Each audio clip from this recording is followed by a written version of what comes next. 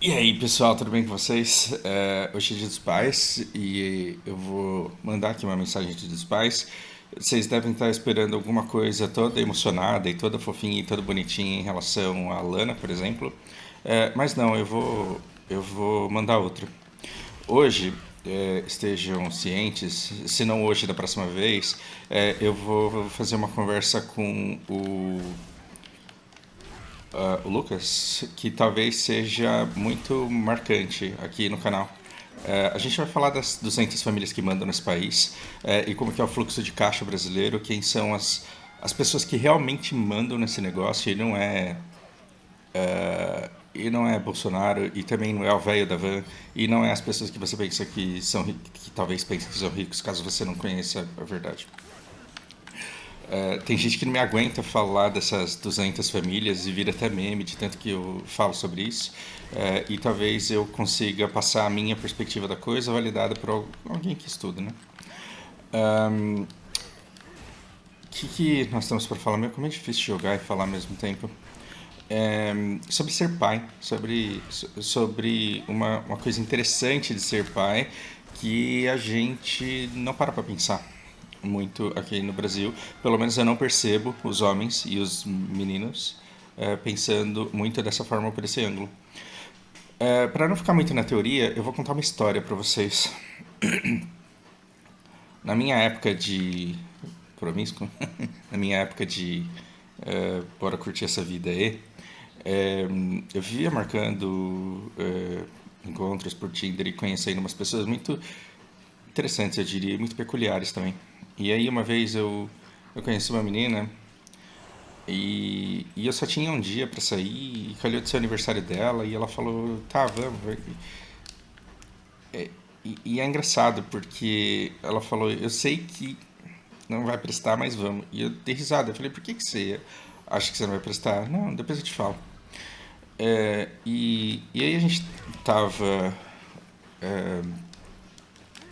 comendo no restaurante e aí ela falou, o fato de ter visto você no meu aniversário é porque pra sempre no meu aniversário eu vou lembrar disso daqui. Que merda eu tô falando isso? Sei lá por que eu tô me tocando nesse assunto. Mas talvez por isso, não foi por isso que esse encontro foi marcante, foi pelo que veio depois. E é justamente a parte que eu quero contar. Essa menina trabalhava com telemarketing. Vida de quem trabalha com telemarketing não é fácil. Você tem que trabalhar muito, aguentar muita pressão, ganhar muito pouco. É uma universidade, você aprende a lidar com pessoas, você aprende a trabalhar sob pressão. É, para formação, para sua formação como pessoa, é uma coisa muito interessante, mas o tempo que você trabalha lá, ele é muito sofrido. E pior, tem gente que trabalha lá muito tempo e não aprende nada, não carrega nada para a vida, mas enfim. Essa menina era inteligente, era esperta, tinha muito futuro, mas, mas ela era muito amargurada, sabe? E, e ela odiava o irmão dela, e ela era extremamente revoltada com o irmão, e eu queria entender de onde que vinha tanta mágoa. Porque ele era favorito? É porque a mãe era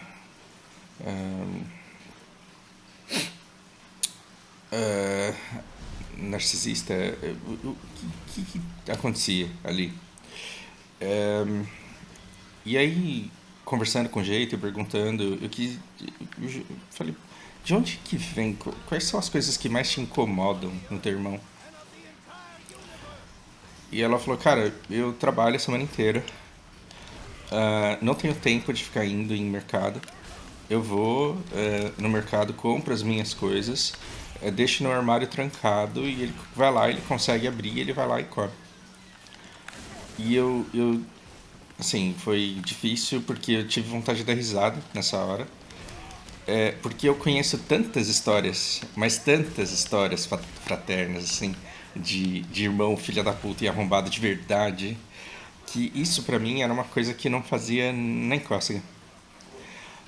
E aí o impulso que eu tive foi, meu, como que você pode ser tão mesquinha de se doer tanto por uma coisa tão pequena? O que eu quis dizer, eu não disse. E aí, essa altura do campeonato, você deve estar me perguntando o que isso tem a ver com mensagem do Dia dos Pais. Tem tudo a ver com a paternidade no Brasil. Preste muita atenção porque é muito importante essa conversa. Eu quis dizer isso pra ela,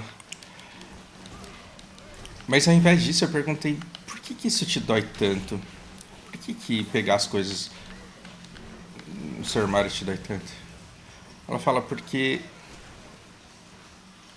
a minha vida ela é muito dura e voltar pra casa e eu não tenho tempo de ficar indo no mercado todo dia. Eu não posso comprar em lugar caro porque eu ganho muito pouco. Então eu tenho que ficar muito tempo na fila de lugares baratos e comprar em grande quantidade para eu ter o que comer ao longo do tempo. Quando ele vai lá e come tudo, e aí ela explicou de outro jeito que equivale a ele destrói toda a recompensa que eu tenho por tudo que eu sofro nessa minha vida desgraçada. Ela não falou com essas palavras, mas traduzindo, o sentimento dela fez o que ela falou. Então, vamos parar pra pensar na vida dessa menina? Uma menina que mora na Zona Leste, que leva 2 horas para chegar no trabalho e 2 horas para voltar do trabalho, que passa 9 horas dentro de um prédio com 200 outras pessoas ligando para casa dos outros tentando vender um produto que ninguém quer comprar, que leva xingo de todo cliente que recebe a ligação dela, que é extremamente pressionada por supervisor para bater meta, ganha um salário ridículo e a única recompensa que ela tem por essa vida que ela leva, ela não pode sair da casa dos pais, é comprar alguns doces que ela deixa no armário. E aí o irmão dela vai lá e come. E o irmão dela que não trabalha. E aí eu perguntei como que era a relação de vocês quando vocês eram pequenos. E era boa, eles eram amigos. Desenterra aí lembranças boas que vocês tinham na época em que vocês eram crianças. Aí ia pra escola junto, saía junto, ia pra igreja junto, brincava, aprenderam uma série de coisas juntos. Que esses cachorro quente, essa salsicha na sua cabeça, enfim. Então, aquilo que trouxe amargura, ressentimento, dor para a vida daquela família foi a falta de recursos, porque o irmão consumia e dava briga e a mãe passava pano pro filho, que afinal de contas também estava procurando emprego e não conseguia, e a mãe não conseguia recriminar o filho o suficiente. E isso gerou um ressentimento muito grande da filha com a mãe. Bom, hoje à noite, se tudo der certo, a gente vai falar sobre o fluxo de caixa do Brasil. E entre as coisas que eu quero falar é que o Brasil pertencia a umas 200 famílias e que os direitos que você tem não geram riqueza. Você tem direito a férias remuneradas, mas ela não gera riqueza. Você tem direito a 13º, mas esse direito também não gera riqueza. A gente vai bater muito nessa tecla e ao invés de você se perguntar por que é que você tem tão poucos direitos, você deveria perguntar por que é que você é impedido no Brasil de gerar riqueza. Porque para tentar solucionar um pouco e trazer alguma coisa de bom para a vida dessa menina, eu perguntei, e se você ganhasse 10 mil reais? E se você ao invés de ganhar, sei lá, que ano que era isso, 2013? Quanto que era o salário mínimo em 2013? E ela não devia ganhar mais do que 800, 900 reais líquido ali. Além de vale transporte, e o vale refeição dela deveria ser muito pobre, se tivesse. Deveria ter. Mas veja, uma pessoa que ganhava 800, 900 reais em 2013, eu perguntei para ela, e como seria a vida de vocês se você ganhasse uns 10 mil reais e de repente ela deu uma travada e dava para ver no semblante dela o ressentimento e a mágoa com o irmão desaparecendo. Por que eu escolhi, dentre tantas histórias, contar essa para vocês? Porque o problema dessa menina não é que o irmão dela era mau caráter, era cretino, era desonesto, era. E se você jogar isso na internet, a menina trabalha o dia inteiro, o irmão dela vai lá e come as coisas dela, saem incentivos a linchamento do irmão, a expulsão do irmão de casa. Porque ele é um bandido, porque ele merece ser preso, porque ele merece um monte de coisas ruins pra vida dele. Mas se ela ganhasse 10 mil reais por mês, talvez naquela época, aí muito provavelmente ela compraria tudo que ela comprava dobrado. E entende que talvez ela não negasse o irmão se ela tivesse aquilo que ela precisava para ela. E aí a gente vai agora sim falar sobre paternidade, porque com 200 famílias recebendo toda a geração de riqueza do país, mantendo o Estado pobre para que o Estado continue pedindo dinheiro emprestado para eles, para que eles tenham onde reinvestir dividendos que eles tiram da dívida pública, que leva metade do orçamento público. A gente paga imposto pra caramba, a gente paga imposto pra caramba, mas cada vez mais o percentual direcionado ao pagamento de dívida, que nada mais é dividendo do que dividendo dessas famílias, e algumas outras muito pequenas, como eu, por exemplo, porque aí dá um caráter de legitimidade à exploração dessa dívida. A gente vai falar sobre isso hoje à noite, tá, gente? Quando a gente fala sobre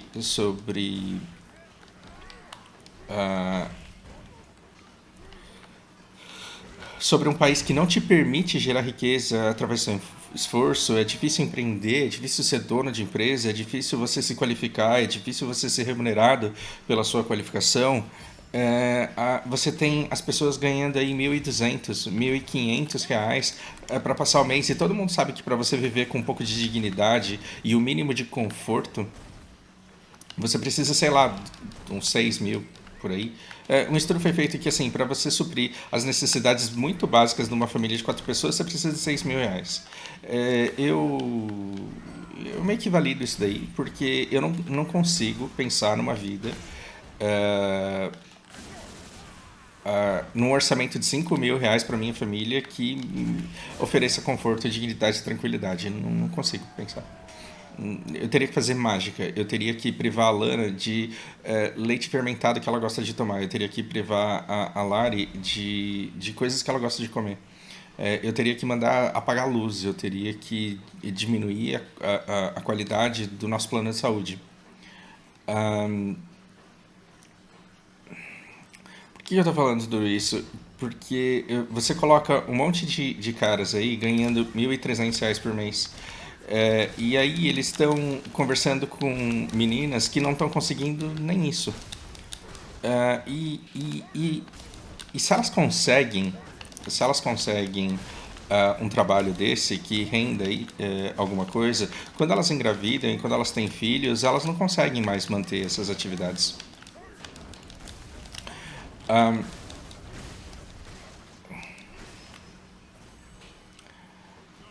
Vamos lá. Eu tenho. Eu trabalho o mês inteiro, 8 horas por dia. Eu levo 1 hora para ir e voltar. 2 horas do meu dia eu perco. Eu aguento desaforo de chefe o dia inteiro porque meu trabalho é uma bosta. Aí, com esses 1.200 reais, eu fiz um catarrento. E esse moleque, ele precisa de comida, precisa de fralda, precisa disso, precisa daquilo. Só que eu tretei com a mulher. Por quê? Porque ela fica o dia inteiro em casa. O home office, trabalhar em casa, me permitiu uma coisa sensacional. E é bom até que eu pause aqui. Gente, Lariana pegou dengue no sábado. Não sei se vocês ficaram sabendo, mas ela foi internada. E eu vivi uma das coisas mais assustadoras da minha vida. Eu cheguei às 6 da tarde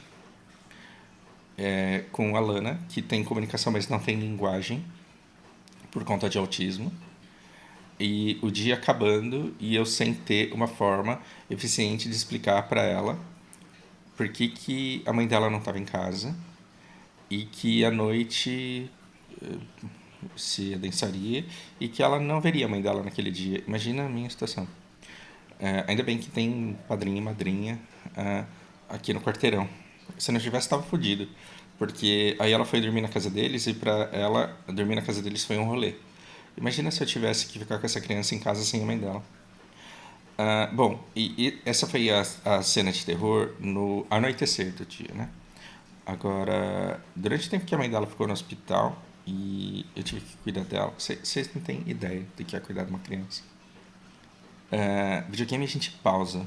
Jogo online, se você quiser, você não entra na fila da próxima partida. Computador você desliga. Trabalho você desliga. Uma criança não tem botão de desligar. Vocês não têm ideia do trabalho que dá cuidar. Ah, mas a mãe pode ser ruim, pode ser péssima. Mas uma mãe educadora, ela não tem sossego. A não ser que ela seja uma mãe opressora. E eu não quero participar da educação de uma criança que tem uma mãe opressora, que fica proibindo e gritando na orelha da criança, proibindo ela de fazer tudo, o que na verdade serve para educação motora, serve para conhecimento do mundo. A criança ela não tem que ser comportada, ela tem que aprender. E é muito difícil você cuidar de uma criança que está aprendendo, porque das duas uma, ou você vai estar impedindo essa criança de se matar, ou você vai estar lidando com a raiva dela porque você a impediu de se matar. Cuidar de criança é isso. E aí é colocar tudo no lugar, é preparar comida, dar comida, trocar fralda. Não é fácil. É um emprego de 24 horas por dia, porque você não dorme quando você quer. Você dorme quando você pode. Porque essa criança acorda a qualquer momento e quando ela acorda, ela é o centro do mundo. Não porque ela é filha da puta, mas porque ela não tem o cérebro completamente formado e ela não é capaz de empatia. Ela é o centro do universo e foda-se você.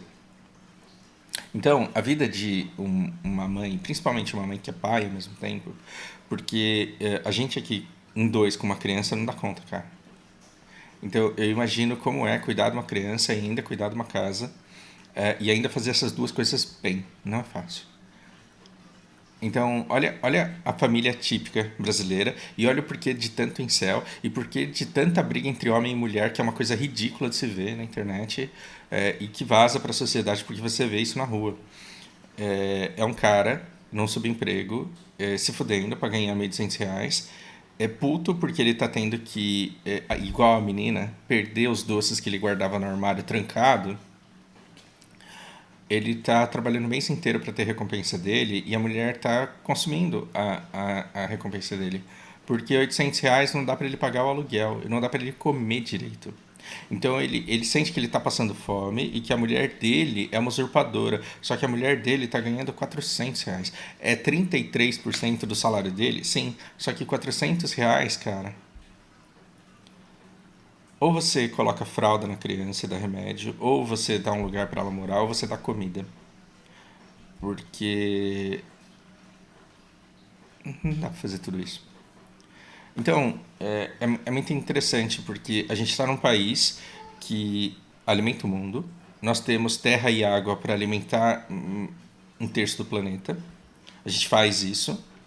Todo esse dinheiro que a gente ganha vendendo tudo que alimenta um terço do planeta para na mão de 200 famílias que têm tanto dinheiro, mas tanto dinheiro, que pagam impostos, que são extremamente representativos para o governo fazer o que quiser, mas essas famílias controlam. Eu estou dando spoiler da conversa que a gente vai ter. Essas famílias controlam e decidem quem eles patrocinam para serem eleitos. Eles mandam no legislativo para garantir que nenhuma lei que os desfavoreça passe, que nenhuma lei que tire seus privilégios passe e que nenhuma lei que garante seus privilégios seja revogada. E foda-se, porque o que eles gastam na campanha dessas pessoas é irrisório perto de todo o dinheiro que eles ganham. E todo o dinheiro que sobra, no que não é pago de imposto, é investido. É investido em quê? Não é nesse fundo imobiliário que eu tenho com você, porque isso dá trabalho, isso tem que ficar olhando. É investido em IPCA mais 6, em em pré-fixado 12% ao ano. E quem está pagando tudo isso com uma Selic de 3%? O governo. Só que o governo é o dinheiro público, é eu e você, é o que a gente trabalha. Então, todo mês esses caras recebem metade da arrecadação pública e eles falam: meu Deus, o que eu vou fazer com tanto dinheiro? Eu preciso investir, mas para eu investir o governo tem que estar precisando de dinheiro. Então eu pego essas pessoas que eu consegui eleger e eu faço com que elas façam muita merda com o dinheiro público. Por quê? Porque o governo ele tem que estar quebrado, ele tem que estar precisando de grana para pagar aposentadoria dos velhinhos amanhã. Porque aí ele vai me pedir e como ele tá desesperado, ele vai me pagar IPCA mais 6.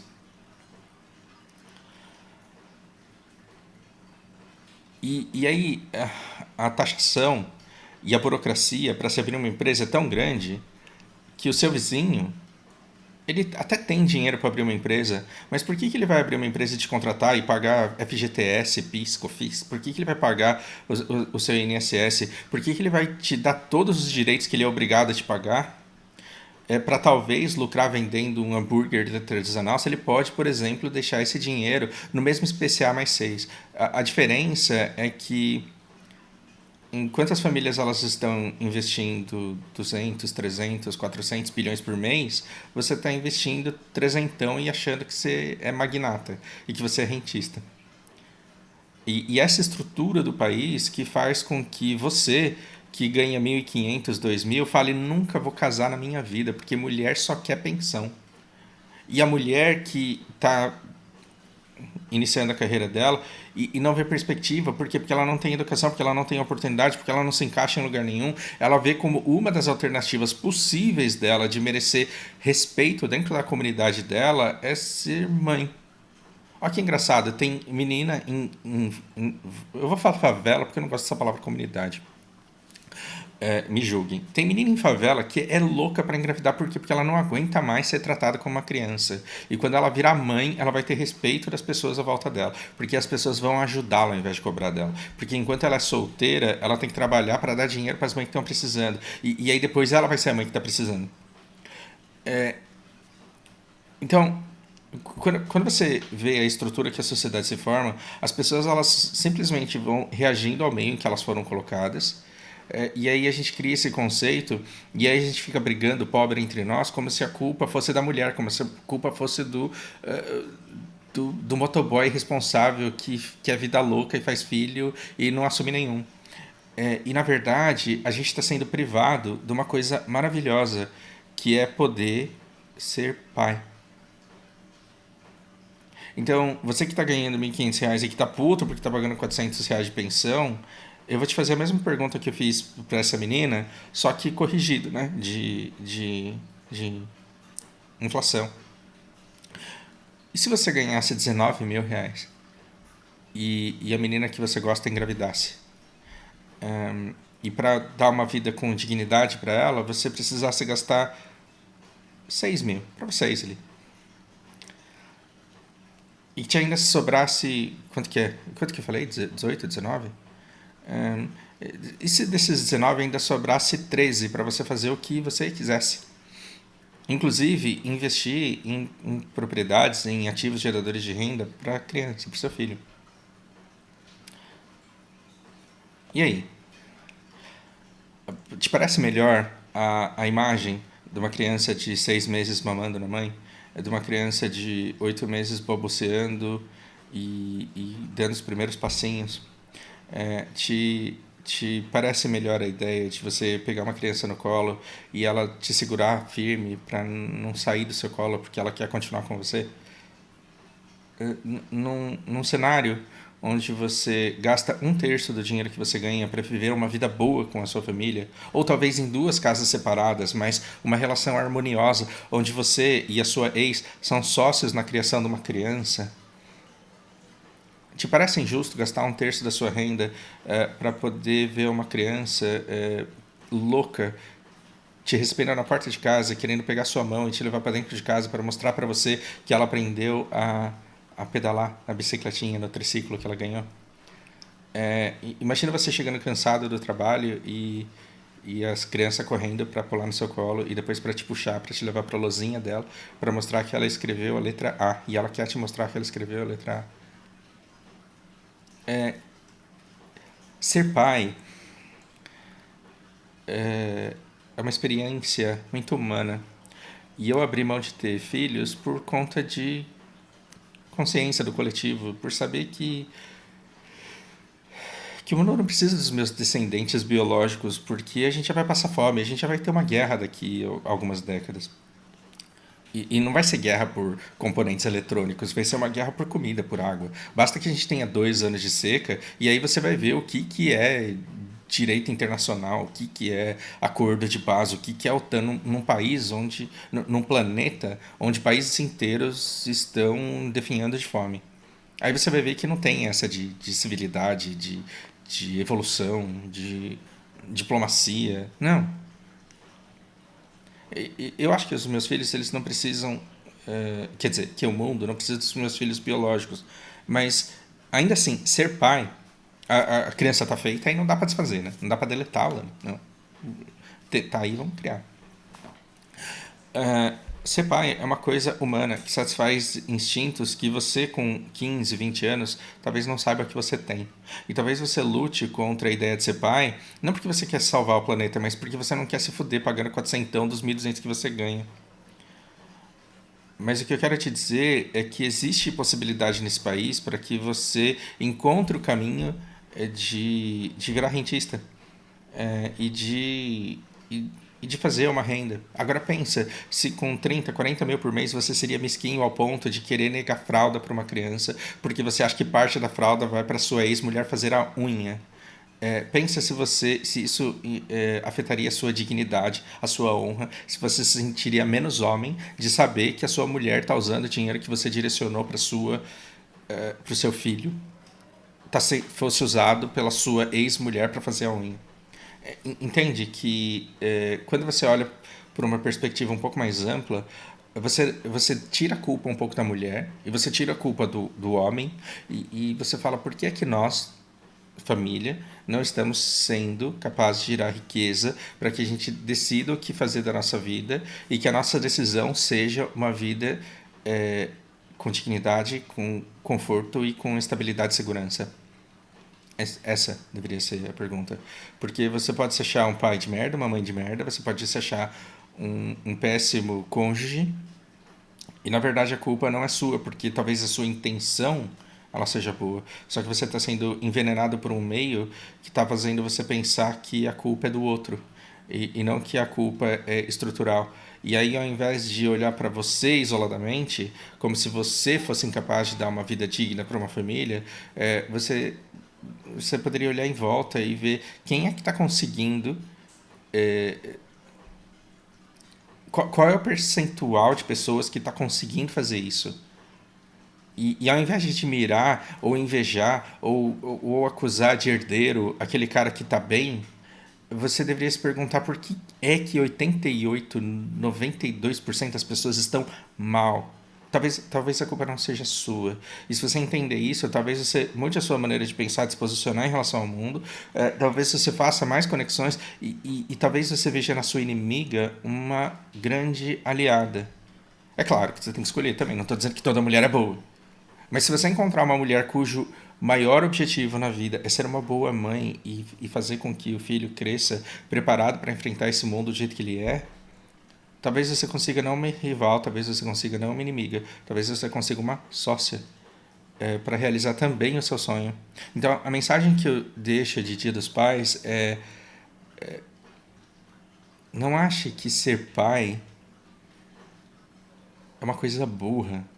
Porque se você chegar ao ponto de achar que querer ser pai é uma coisa burra e querer ter uma mulher é uma coisa burra, é porque você já foi tomado por esse projeto de país de, de famílias que são donas dessa porra toda. Você não vai conseguir salvar o Brasil, mas talvez você consiga se salvar dentro dele. E você não vai conseguir mudar o que a sociedade pensa sobre família. Mas talvez com alguém que você escolher, você consiga construir a sua, do seu jeito. E dentro do seu lar, você pode ser feliz. Eu poderia ficar o dia inteiro aqui falando de coisas que a Lana trouxe pra mim e que são indescritíveis.